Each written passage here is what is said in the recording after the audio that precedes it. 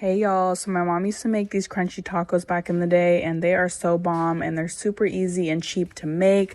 She actually passed away a couple years ago, so I can't ask her like exactly how she did it, but from what I remember, she always had potatoes in there. I boiled 3, but I only used 2 of these, and just boil them whole until they are soft, and you can peel off the skin. And then I used a whole chicken and just shredded it up.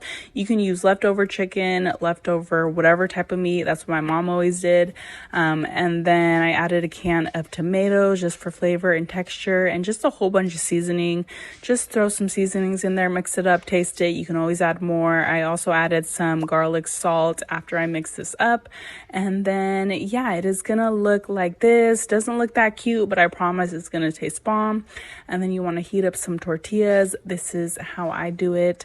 And then I threw some cheese in there, threw in the filling, and then added more cheese. And this will make like 30 tacos. I just use a whole bag of tortillas, and then you just want to cook it on both sides for a couple minutes until they are nice and crispy like that. Then just add some hot sauce or salsa, and it is so good, y'all, I promise.